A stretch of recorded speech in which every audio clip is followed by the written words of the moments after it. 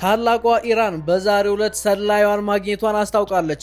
ለታላቁ መሪያቸው አያቱላህ ካሚኒ እንደዚሁም ለህዝቦቻቸው ሞት እንደዚሁም ደግሞ ለሀገሪቷ መረጃ በሙሉ መጠለፍ፣ ለካሜራዎቻቸው መጠለፍ እንደዚሁም ለተለያዩ መረጃዎቻቸው ማምለጥ ዋነኛ ተወቃሽ ናቸው ያለቻቸውን እኒህን ግለሰብ በዛሬው ዕለት ኢራን አግኝታለች ማለት ነው። እንደምታውቁት ይሄ ጦርነት እየተባባሰ የመጣው አያቱላህ ካሚኒ ከተገደሉ በኋላ ነው። ታዲያ ይህ ጦርነት እንደዚህ መረን ለቆ የተለየ ይዘት እንዲይዝ ያደረገው ዋነኛው ምክንያት የአያቱላህ ካሚኒ መገደል ሲሆን የእሳቸው መገደል ደግሞ ብዙ ጊዜ ብዙዎችን ሲያጠራጥር የነበረና በሀሳቡ ውስጥ ሲያዋዥቅ የነበረ ሀሳብ ነው። ታዲያ በዛሬው ዕለት ግን የአያቱላህ ካሚኒ መገደል እንደዚሁም የተለያዩ ሳተላይቶቻቸው መጠለፍ ዋነኛ መረጃ አቀባይ ናቸው የተባሉት እኒህ ግለሰብ በቁጥጥር ስር መዋሏን የኢራን ጋዜጠኞች እንደዚሁም የተለያዩ መረጃዎች እየዘገቡት ይገኛሉ። እነ አያቱላህ ካሚኒና ሌሎችም ወታደሮች ከመገደላቸው ከ30 ደቂቃ በፊት አብረው የነበሩ ሲሆን ታዲያ ይሄ ተኮሳት ወይም ደግሞ ይሄ ተኩስ በሚደረግበት ጊዜ ከ30 ደቂቃ በፊት ቀደም ብለው ሆዴን አመመኝ በሚል ምክንያት ከስብሰባ አቋርጠው እንደወጡና ከዛ በኋላ ወጥተው ደውለው መረጃ እንደሰጡና እና አያቱላህ ካሚኒን እንዳስገደሉ እየተነገረ ይገኛል ማለት ነው። ታዲያ እኒህ ሰውም በዛሬው ዕለት ጥብቅ የሆነ ምርመራ እየተደረገባቸው ሲገኝ ኢራኖች እንደተናገሩት ከሆነም እኒህ ሰው በሚሳኤል አድርገን አስወንጭፈን ወደ እስራኤል እንወረወራቸዋለን የሚል ከባድ የሆነ ዛቻን እያስተናገዱ ይገኛሉ። እንደዚሁም በሌላ ጎን የደቡብ ኮሪያው ፕሬዝዳንት ኪም ጆንግ ኪንግ ወደ ጦርነቱ ለመግባት ሁነኛ ውሳኔውን አሳልፏል። ጦርነቱ ውስጥ ለመግባትም ከፍተኛ ፍላጎት ያለው ሲሆን አንድም የደቡብ ኮሪያ ዜጋ ኢራን ላይ ካሉት አንድም የሚነካ ከሆነ ቀጥታ ጦርነቱን እቀላቀላለሁ እያለ ይገኛል። ነገር ግን እሱን ለመንካት ማንም አልደፈረም። ማንም ከሱ ጋር ለመዋጋትም ሆነ ከሱ ጋር የዱላ ቅብብሎሹን ለመቀላቀል ፈቃደኛ አልሆነም። ምክንያቱም ደቡብ ኮሪያ አሉ ከተባሉ የሚሳኤል አምራቾች እንደዚሁም የተለያዩ መሳሪያዎች ካሏት ሀገራቶች ውስጥ አንዷ ነች። ታዲያ ደቡብ ኮሪያም እንደተናገረው ከሆነ እስራኤልን ለማጥፋት አንድ ሚሳኤል ብቻ ይበቃናል ሲል የደቡብ ኮሪያው መሪ ኪም ጆንግ ኪንግ ገልጿል። ነገር ግን እስራኤልን በምላሹ እስራኤል 50 ኢራንን ትሆናለች ወይንም ደግሞ 50 ደቡብ ኮሪያን ትሆናለች በማለት ገልጸዋል። ደቡብ ኮሪያም ታዲያ በቀጥታ ወደ ጦርነቱ ለመግባት የሚያስችል ምንም አይነት ፍንጭ ባለማግኘቷ በጦርነት ጥማት እየተቅበዘበዘች ትገኛለች ነው የተባለው። በዚህ መካከልም ታዲያ የኢራን አብዮታዊ ዘብ እንደገለጸው ከሆነ በኢራን የሆርሙዝ ሰርጥ ሲያልፉ የነበሩ የአሜሪካና የፈረንሳይ እንደዚሁም የተለያዩ ሀገራት መርከቦችን መምታታቸውንም አስታውቀዋል። ይህም መረጃ የወጣው በዛሬው ዕለት ሲሆን ኢራን ይህ ሰርጥ የኔ ብቻ ነው ያለች ትመስላለች። ኢራን የራሴ መርከቦች ብቻ ያልፋሉ፣ ከኔ ፈቃድ ውጭ ያሉ መርከቦች ግን በሙሉ ይመታሉ ያለች ስትዝት መቆየቷ ይታወቃል። ታዲያ በዛሬው ዕለትም ሲያልፉ የነበሩ ሁለት መርከቦችን አንድ የአሜሪካ አንድ የፈረንሳይ መርከቦችን በእሳት አጋይታ ማንደዷ ይታወቃል። እንደሚታወቀው ፈረንሳይ እንደዚሁም ሌሎች ሀገራትም ከአሜሪካና ከእስራኤል ጎን እንደሚቆሙ እየገለጹ ይገኛሉ።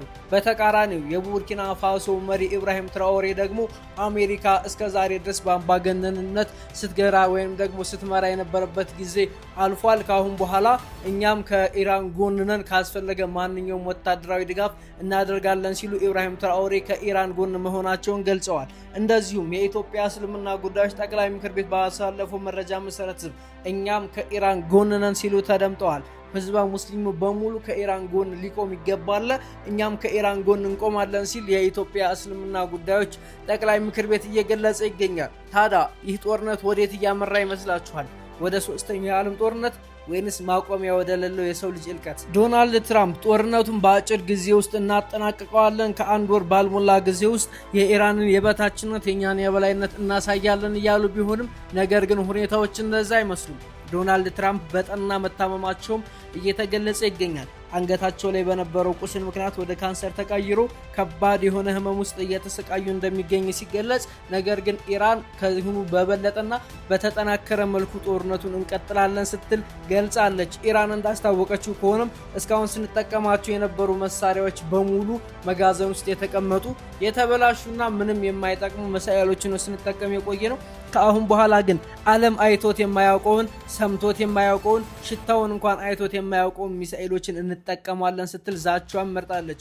እንደዚሁም የተለያዩ እነ ቢቢሲ እነ ሮይተርስ ባወጡት ዘገባ መሰረትም ኢራን ማጥቃቷን በ50 እጥፍ ቀንሳለች እያሉ ይገኛሉ። ኢራን ከዚህ በፊት ስታደርስ የነበረው ጥቃት የሚሳኤል ሮኬት እንደዚሁም የተለያዩ ተኩሶችና ውርጅብኞች አሁን ላይ በ30% ቀንሳለች ቢሉም ኢራን ግን በራሴ ስልታዊ ውጊያዎችን እያደረግኩ ነው ብላለች። ታዲያ ይህ በዚሁ እንዳለ የተለያዩ ሀገራትም የተለያዩ ቡድኖችን እየመረጡ ይገኛሉ። በዚህ መካከልም ዓለም እየታመሰች እንደ ቆዳ ተወጥራለች። ምክንያቱ ደግሞ የሆርሙዝ ሰርጥ በመዘጋቱ ነው። በሆርሙዝ ሰርጥ በመዘጋቱ ብቻ በአንድ ቀን የቤንዚን ዋጋ ከ30% በላይ መጨመሩን እነ ቢቢሲ እየዘገቡ ይገኛሉ። እንደዚሁም ከፕራይም ሚኒስተሩ ከዶናልድ ትራምፕ አምልጦ ወጣ በተባለው መረጃ መሰረት ዶናልድ ትራምፕ ከኢራን ጎን ለመሆን ውሳኔያቸውን ሊያሳልፉ ነው እየተባለ ነው። ከእስራኤል ጎን ካሁን በኋላ አንቆምም፣ እስራኤልን ትተናታል፣ ከኢራን ጋር እንስማማለን እያሉ እንደሆነም የተለያዩ መረጃዎች እየገለጹ ይገኛሉ ማለት ነው። በዚህ የተነሳም ታዲያ የእስራኤሉ መንግስት ወይም ደግሞ የእስራኤሉ ፕሬዚዳንት ማለት ነው ዶናልድ ትራምፕ ለምን እንደዚህ ያደርጋሉ? እኛን ጦርነት ውስጥ ካስገቡን በኋላ ይሄ ትክክል አይደለም፣ ይህ መፈጸም የለበትም ያሉ ሲሆን ኢራንን በበኩሏ ከማንም ጋር ድርድር አላደርግም፣ የመሬን ደም በደም እመልሳለሁ ብላለች ማለት ነው። እንደሚታወቀው ኢራን ቀዩን ባንዲራዋን ሰቅላለች። ቀዩ ባንዲራ ደግሞ የበቀልና የመበገርነት ያልሸነፍ ባይነት ስሜት እንደሆነ ብዙዎች ይጋሩታል። ታዲያ ይህንም ከሰቀለች በኋላ ቀጥታ ወደ ጦርነት ገብታለች። ዶናልድ ትራምፕን እስካልገደልን ድረስ አናቆምም እያለች ትገኛለች ማለት ነው። ዶናልድ ትራምፕ ደግሞ እኔን ጫፌን እንኳን ብትነኩኝ ሙሉ ኢራንን እንዳልነበረ አድርጌ አወዳድማታለሁ እያለች ሲሆን ሰሜን ኮሪያ፣ ደቡብ ኮሪያና ሌሎች ሀገራትም አሜሪካን ለማጥፋት ያላቸውን ቁርጠኛ አቋም እየገለጹ ይገኛሉ። ነገር ግን እስካሁን ድረስ ቻይና በዚህ ጦርነት ውስጥ ምንም አይነት ፍንጭ አልሰጠችም። ከማን ጎን እንደሆነች፣ ለማን እንደምትደግፍ እንደዚሁም ምንም አይነት መልእክት ያላስተላለፈች ሲሆን እንደዚሁም ቱርክና ሌሎች ሀገራቶች ደግሞ ራሳቸውን እንደ ዩኬ በመቁጠር ከእስራኤል ጎን ነን በማለት ይገኛሉ። ነገር ግን ኢራን ብቻዋን ሆና ዓለምን እያርበደበደችው ትገኛለች።